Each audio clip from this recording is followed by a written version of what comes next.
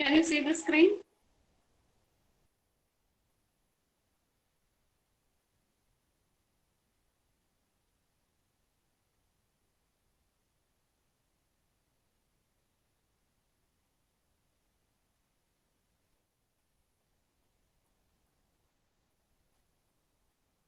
So only 35 are here, or only 33 are here, I think.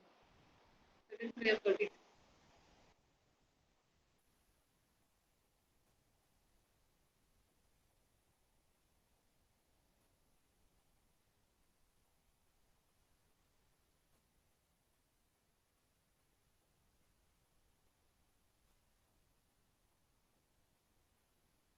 So now I'll start. So, do you remember what we were discussing in the last class?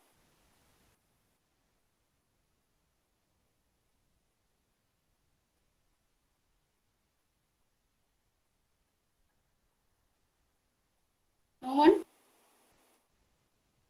So, in the last class, we discussed how we have to read and comprehend shorter journals and newspapers. We had discussed both the cases, how to read and comprehend longer as well as shorter technical articles from journals. We discussed journals first, and then we discussed about newspapers. That is when you read effective means for reading or gathering knowledge when you're reading a short journal or when you're reading a longer journal, and also when you're going to read from a newspaper, what are the different ways in which you can quickly gather information or read quickly through the main points in a newspaper or a technical article. So this section we had covered in the last class. So today I'll be going to the next section, that is transitions in a text. Identifying the various transitions in a text. So what do you mean by transitions in a text? So we have to discuss, this section is about transitions in a text. And text means any sentence or any paragraph that you are going to write. It can be a simple sentence, or it can be a paragraph, or it can be an article, etc. So, and what is the use of transitions in a text? First of all, let me ask you what transitions are. I will introduce what transitions are first. Then we will see how these transitions can be used in sentences. Then we will go to paragraphs. Then we will go to longer articles. So, what are transitions? Transitions are nothing but words or phrases. Phrases are groups of words which are meaningful. So, transitions in English, they are nothing but they represent words or phrases. So, transitions can be any word or any phrase. And what is the purpose of these transition? It helps the reader to get idea about something. And now we have two different sentences, and one sentence, the first sentence speaks about some idea, and the second sentence, if it is to be a continuation of the first sentence, then in between the first sentence and the second sentence are related, then there should be a word connecting these two sentences. That particular word is called transition. So transitions are words or phrases that helps to lead the reader. It helps to lead the reader from one sentence to the next. That is to get a continuation of two sentences. Suppose you're reading the first sentence and the second sentence is a continuation of the first sentence. Then to show that it is a continuation, we can substitute certain words in between, and those words that we substitute to transition words. So it can be a single word, or it can be a group of words, or it can be a phrase. So So transitions are words or phrases that helps to lead the reader from one idea or from one sentence. Each sentence gives an idea. So one idea to another, and allowing sentences and paragraphs to move smoothly. So because these connecting words are there between sentences, it helps us to read smoothly, or it helps us to relate one sentence to another and continue reading in a easy way or in a smooth way, so that we will feel that we are reading a story from the beginning till the end. So transitional words often help us to get a continuation or helps a reader helps to read and lead the reader from one sentence to the next. Now, how do you recognize these transitions? Let us see what transitions are. Transitions are often used to introduce major details and examples. Suppose you are telling a sentence and in the end you say, for example. That is again a transition. You are saying after completing one particular sentence, most of us are usually in teaching, we use for example and then we cite an example. So that for example word that we used in between is a continuation of the first sentence and it will lead the listener or the reader to the next sentence. So those words that are used as connections between sentences, they are called transitions, and also they should help us to move from one sentence to the next. So transitions are often used to introduce major details and examples. Then transitions within paragraphs can be also used. Transitions in sentences also can be used. Then transitions can be used in paragraph. It helps readers to anticipate what is coming before they read it. That is before a paragraph, if we are giving a transitional word, then it helps us to get an idea of what the paragraph is speaking about. So it can be a single word or a short phrase. So beginning of the paragraph, if we use transition words, then it helps us to get some idea about what the paragraph is speaking about. So another use is transition can be used between paragraph. I said transitions can be used between sentences to connect two sentences together. Transitions can be used before a paragraph. Transitions can be used between paragraphs. That is, if you have two paragraphs, I'm speaking about the same concept. Then to relate the first paragraph to the second paragraph, we can use the transitional words in between the paragraphs. So it summarizes the previous paragraph. Transition words, when used between paragraphs, it summarizes the previous paragraph and it suggests something about the paragraph that follows. That is, after one paragraph, it will summarize that paragraph and then it will give an idea of what the next paragraph that follows will introduce to us. So it can be a word or a phrase or a sentence, as I said earlier. Wherever transitions can be used, you can either use a word or you can use a phrase or you can even use a sentence and see some of the transitions here. However, for example, similarly, these are the words which connect certain sentences or paragraphs together. That is, after speaking, after a sentence, if I'm using, however, and going to continue, then that word that I had used in between is a transitional word. Or as I said earlier, when in teaching also, when we give some examples, we say a particular sentence and then we say, for example, and then we continue the example. So that, for example, fills the gap in between two sentences. So those words that give us a continuation are called transitional words. Now also, we often use the term similarly in between sentences to show that the second sentence is similar to the first sentence. So these words, so that the reader understands that something that is going to follow which is similar to the first. So these are the words that give us some idea or connects sentences or paragraphs together, and they are called transitional words. And these transitional words, they can also be used between sections. Between sections means each section can have several paragraphs. So between sections means there will be a paragraph that summarizes the previous section and introduces something about the following section. So these are some. So in that case, transition is a paragraph. When used in a sentence, transition can be a word or a phrase. When used in paragraphs, also transition can be a word or a phrase or a sentence. So these are transitions in English language. They are something that helps us to connect other sentences or that help us to lead from one sentence to another. So these are transitional words. So can you say what are transitional words? Or what are transitions in a text? Anyone What do you mean by transitions in a text?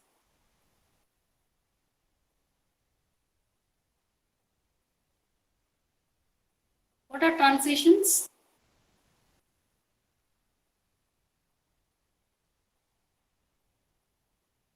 Hello, no one is responding.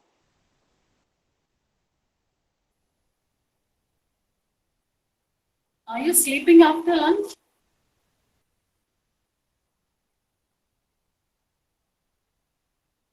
They are words or phrases which connect sentences. Okay, they are words, very good. They are words or phrases that connect sentences. Not only sentences, they can also connect paragraphs, they can also connect big sections. In between sections also we can use transitions. So if one section is connected to another section, in between the two sections we can write a paragraph that summarizes the previous section and saying something about the section that follows. Then that paragraph will act as a transition. So transition can be a single word or just like however, similarly, for example, they are all transitional words. Then it can be a phrase, or a phrase is a group of words that is meaningful. Then it can be a sentence or it can be a paragraph, etc. So when paragraph is a paragraph usually we use between sections. So as the size of the transition increases, the size of the material also increases. Okay. Is it clear?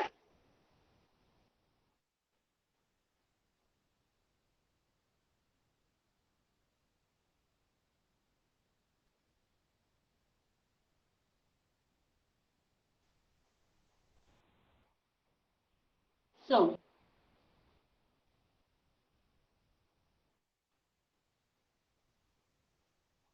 now, as I said earlier, we can see transitions in sentences, in paragraphs, between sections, etc. So that is what is summarized here. Placement of transition words, where all can be placed transitional words, or where what are the areas in a text that we can apply transitional words. So transition words can be used within a single sentence. You can write transition words in a single sentence, or you can write it between two sentences. Even within a single sentence, you can write transition, and between two sentences, to connect two sentences, we can write transitions. Then when the next higher form of sentences paragraph, there is several sentences together form a paragraph. So you can use transitions between paragraphs. When your first paragraph is connected to another second paragraph, then we can use a transition in between, transitional sentence in between, to summarize what is in the first paragraph and to give an idea of what the second paragraph is. So when used between paragraphs, usually these transitional sentences will be placed at the beginning of the paragraph, second paragraph, because it summarizes what is said in the first paragraph and it is going to speak about what will be there in the second paragraph. So these transitional sentences usually they will be placed at the beginning of the second paragraph. Then also it can be used between sections. Between sections means when one section ends, you write a paragraph about that section and then you describe what is going on to what will be described in the second section. And so writing a paragraph in between two sections to summarize the first section and give an idea of the second section that follows is also a transition. So these are the different areas where we can apply transitional words. That is, you can use it inside within a sentence, between two sentences, then between paragraphs and between sections. So these are the areas where we can use transition words. That is within a sentence. You can use it within a single sentence. You can use it between two different sentences. You can use it between paragraphs and you can use it between sections. These are the areas where we can place transitions. So what are the areas in a text that we can place transitions? Where all can we place transitions? What are the different areas where we can place transition? Transitions are nothing but words, some words that help us to read smoothly. So where all can we place transition words? What are the areas in a text where we can place transition words? Anyone? Yeah, Akash, between paragraphs, but you start from the most simplest form. Within a single sentence, you start from a single sentence first, okay? You can place transition within a sentence, a single sentence. Then next higher is between two sentences. As Ashwin said, between two sentences. Then Akash said between paragraphs. Okay. Then next higher form of paragraph between sections. Okay, Nandana, very good. So these are the different sections where we can place paragraphs, transitions. Now let us see, sir, let us look at some examples so that you will understand what transitions are in detail. So where can we, let us look at this example where we can place a transition in a single sentence. So this is a single sentence. That is, Susan spoke, comma, thinking of the right answer. This is a single sentence. So how can we place transition within this single sentence? Susan spoke, comma, thinking of the right answer is a single sentence. And inside this sentence, we can place a transition word. So let us see how the sentence can be modified with transitions. So with transitions, we can modify this sentence as follows. That is, Susan spoke. And instead of this comma, I can give a continuation here. That is, only after. And then the rest of the sentence is written here. Only after the second part, thinking of the right answer. So the word that I substituted in between instead of this comma is only after. So it's a group of words.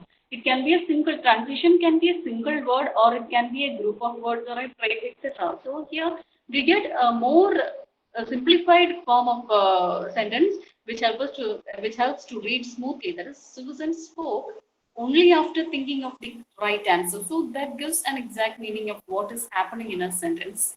Is it clear? This is how, so the transition word is only after here, and it helps us to get a continuation with the first part. That is, Susan spoke is the first part. Second part is thinking of the right answer, and to lead the reader from first part to the second part, in between we can use some transitional word, and here the transitional word is only after. So Susan spoke only after thinking of the right answer. So here I had used a transition and transition words within a sentence. So this is the simplest form. As we said earlier, we can use transition word within a single sentence. So this is a single sentence. Inside that I had used transition words only after. Is it clear? Any doubt in that? Any doubt regarding that sentence?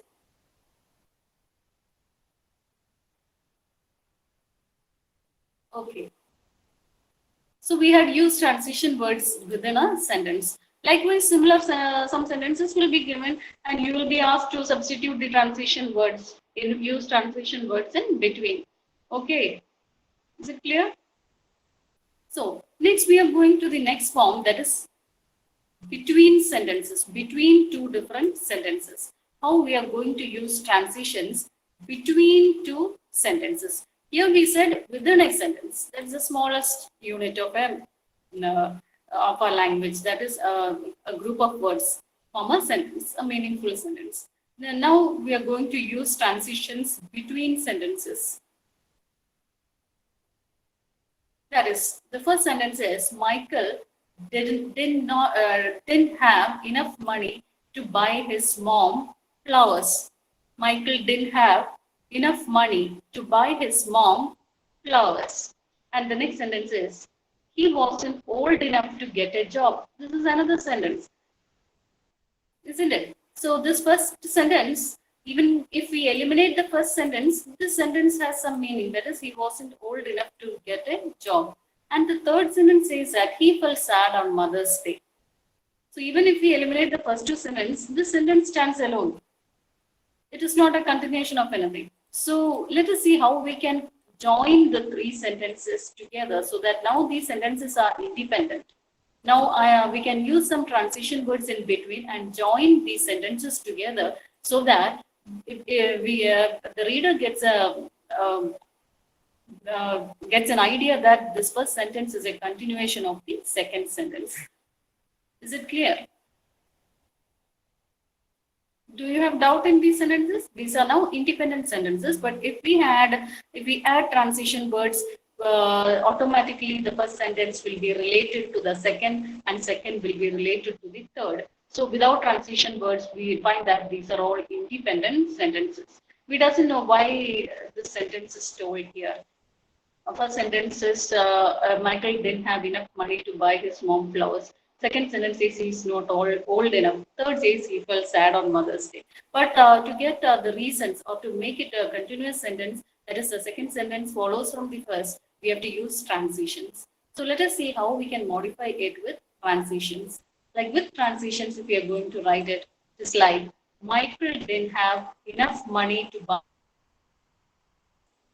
Okay, that is the first sentence. Michael did not have enough money to buy his mom flowers. Now, next I'm using a transition word because. So here we didn't have that word here, but I've removed the full stop. I'm joining these two sentences using because. And then I'm continuing. He wasn't. Then next sentence is the same. He wasn't old enough to get a job. The two sentences here I have combined into a single sentence and with the transition word because. So Michael didn't have enough money to buy his mom flowers because. So the reason is going to be said in the next sentence. So reader is going to read the next sentence so that he gets an idea that the reason regarding the first sentence is will be told next. So because he wasn't old enough to get a job. And also I want to connect the first two sentences with the third sentence. I'm using another word, nevertheless. He felt sad on. Because of this, he felt sad on Mother's Day. Okay, so all the three sentences are now related to each other. Instead of independent sentences, it is more readable, understandable, and we get a reason why these sentences are put in this way. Is it clear? So using transitional words, you get the readability or the connectivity between sentences can be improved, and it improves the reading ability or understandability of the reader also. Is it clear? So what are the transition words used here in this sentence? What are the transition words used in this sentence? Identify the transition words used in this sentence. Independent sentences are given earlier, above, and now you look at those and you can find out what are the transition words used. Yes, Ashwin, because. Why do we use because? It connects the first two sentences, isn't it? Because is a transition word because it is connecting two sentences. I'm using because always when I'm lecturing also. So next, only one, nevertheless. Okay, why do we use nevertheless? Just to make us the readers understand that the following sentence is also a continuation of the first part. Okay, so because and nevertheless are the transition words which we had introduced in the above sentences. So we can use transition words between sentences also. This is an example of using transition words between sentences so that you get a continuation from one sentence to the next. So, as I said here when we use because, the transition word because, it combined two sentences into one.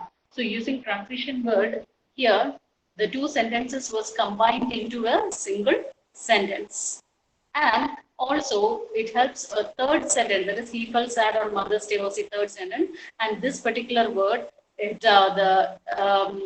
helps us to flow logically from one before it. That is, it shows that he felt sad on Mother's Day is a continuation of these two sentences using this transition word.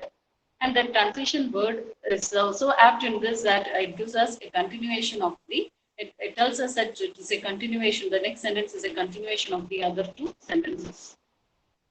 So is it clear? So certain simple sentences will be given to you. You will have to add certain transition words in between and join them together. Okay. Is it clear? So the certain transition words where you have to study like because it's there. Then as I said here, for example, similarly, however. So anything that joins two sentences, they are all transition words. Is it clear to you? Any doubts?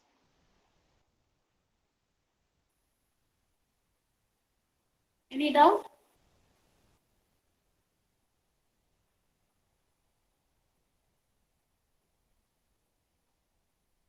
So shall I move on to the next? That is about transition words. Okay, Agarsh.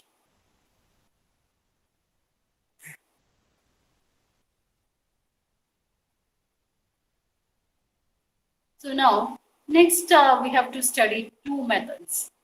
We have to study two methods that can be used for effective reading or effective comprehension. Two methods used for comprehension reading comprehension. That is easy way to read and answer questions when you are given a paragraph. And that is called reading comprehension. And there are two methods that are used for reading comprehension suggested by certain great people who are experts in this field.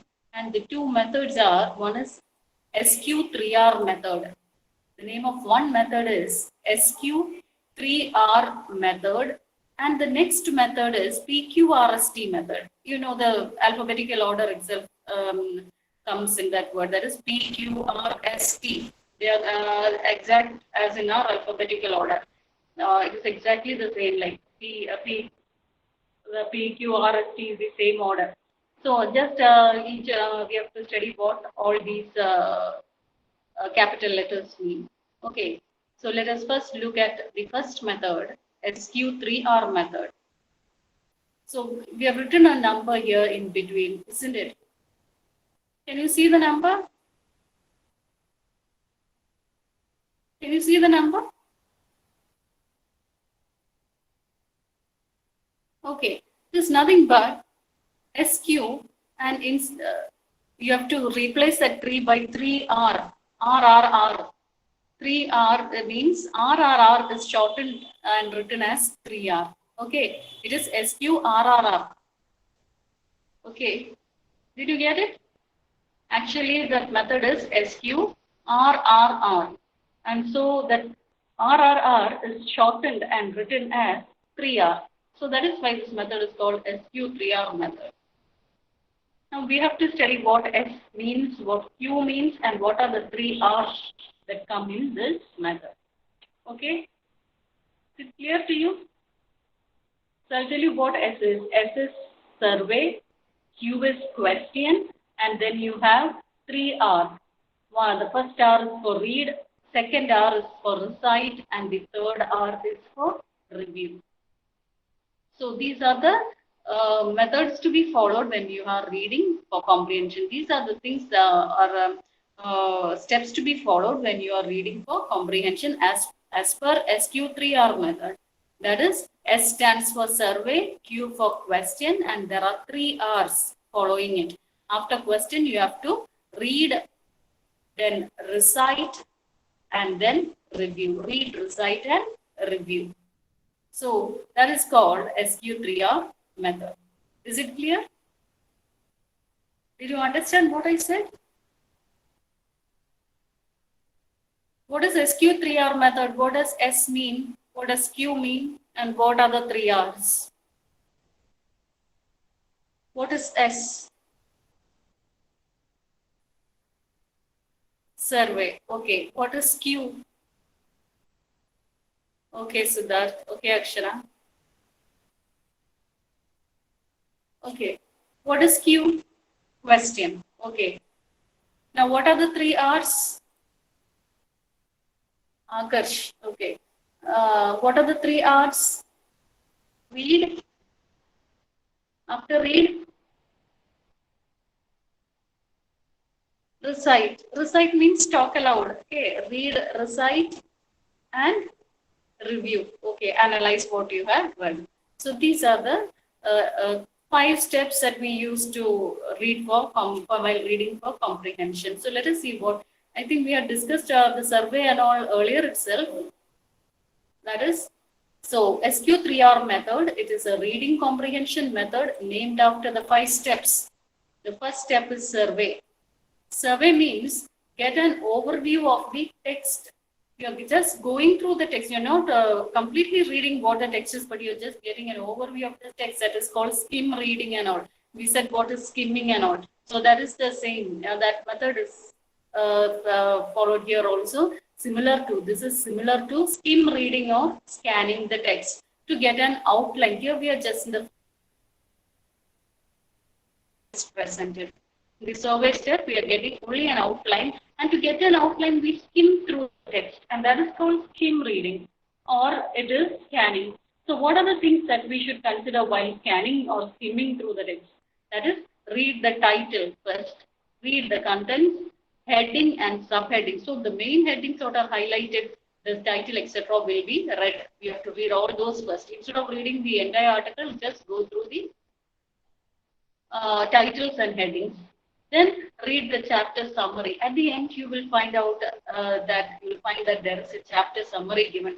So just read the summary first. Instead of reading the article first, just go and read the summary first. Then look at the illustrations. That is, there will be figures, captions, etc. Figures, and related to each figure. Below the figure, there will be something written like captions. So look at the illustrations and captions and understand what it is. Then make note of highlighted words and sections. Certain sections or certain words will be highlighted. Come and read the introduction. After that, you read the conclusion. So, we have been started reading the text here. We are just going through the introduction, the summary, the conclusion, the pictures, the title headings, the subheadings, the captions of the pictures, etc. So going through such detail is called surveying, and this is a form of skim reading. So this is what is done in the first step as per SQ3R method. The first step is survey. Is it clear? Is it clear?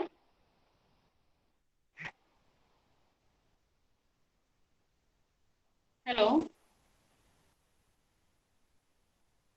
Okay. So the next step is Q. After S comes Q. That is question. So once you have understood what all these are about, you have gone through the summary, you have gone through the pictures, you have gone through the headings, etc. Next, you have to frame questions based on that.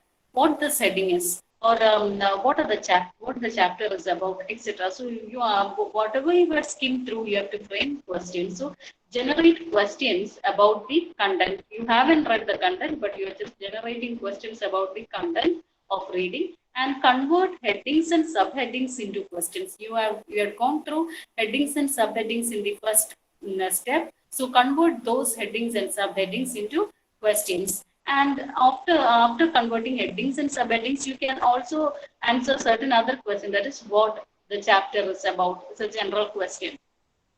Then what the chapter is trying to answer, again a general question. Then how does this information help me? Is it of any use to me after reading this? These are some of the general questions that we should keep in mind, apart from the questions framed from the headings and subheadings. Then, is it clear? So the second step is to frame questions based on what you have surveyed in the first step. Is it clear? The next is read. Now only you are starting to read just to find out the answers to these questions. You had framed some questions in the second step. So you're going to find out the answers, and it is this step, that is the third step, that you are going to read.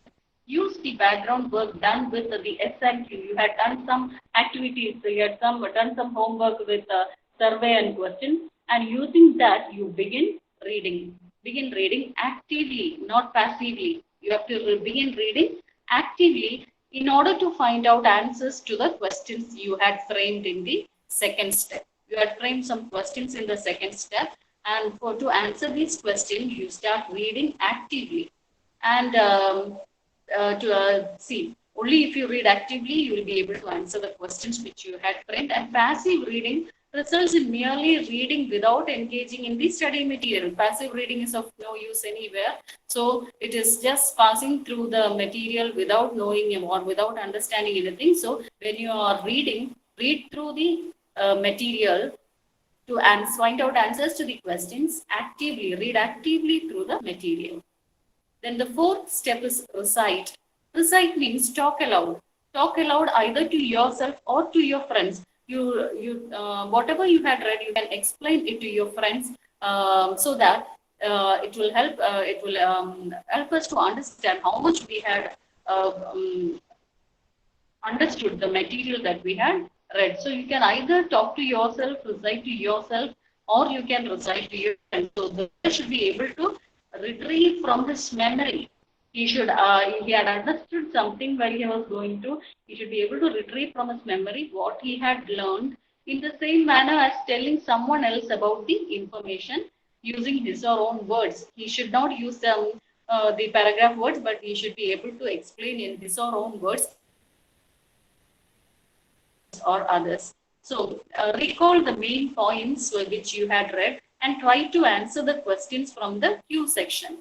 And this can be done either in oral form or it can be in a written form. Either you can talk to yourself or to your friends, or you can write down the main points or the answers to the questions. You can write down in a paper. And this will boost up the long-term memory for the material. So this will enable you to understand the material and remember it for a longer time.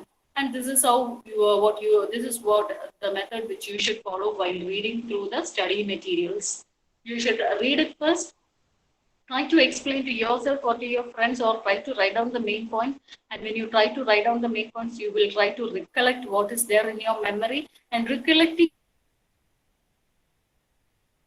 for a longer period of time. So that will go to your long.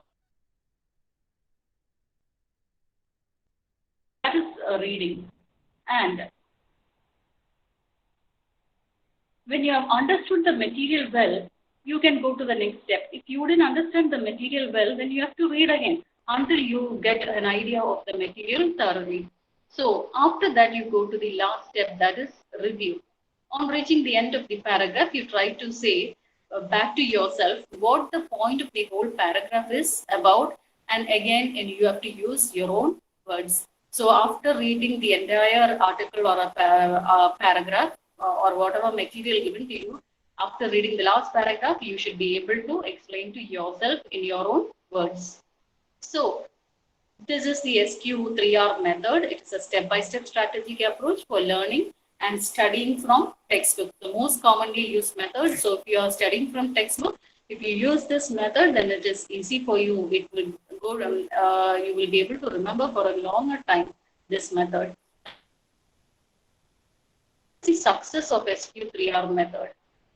Why is it advantageous? So it helps to discover important facts and ideas that are contained in textbook.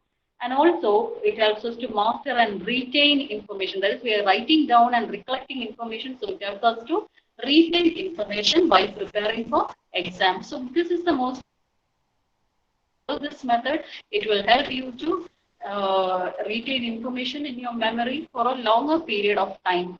Okay, so that is the success. So the success of this is you're writing down what go to your long-term memory. You can remember it for a longer period of time, or learn something, explain to yourself or explain to your friends, so that you will recollect what is in your memory, and you will be able to understand it in more detail.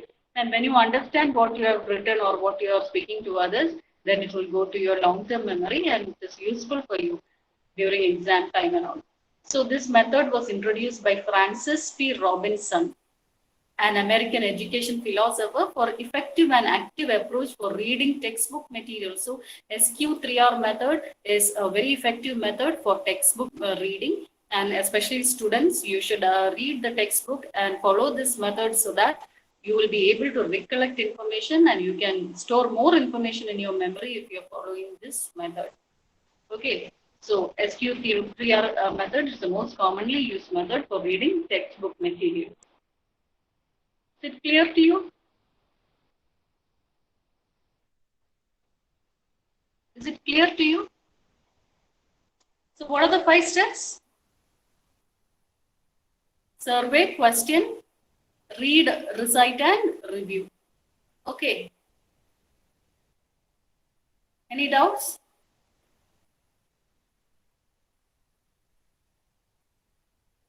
So you can say your attendance.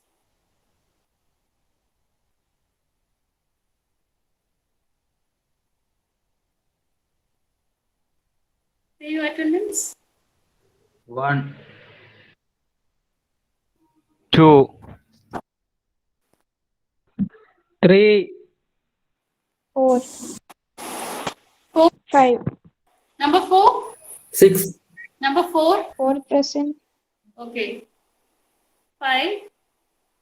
5, Okay, continue. 6, 7, 8, 9,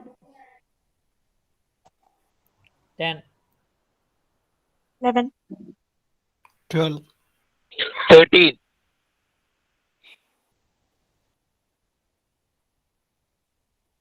14. Absent. 15, Okay. 16, 17, 19, 18. 20,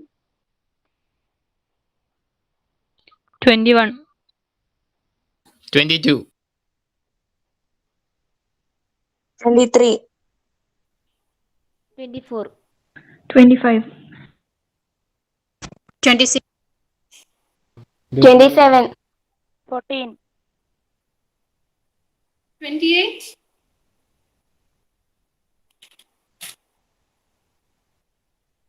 28. Number 28 absent. 29, 30, Then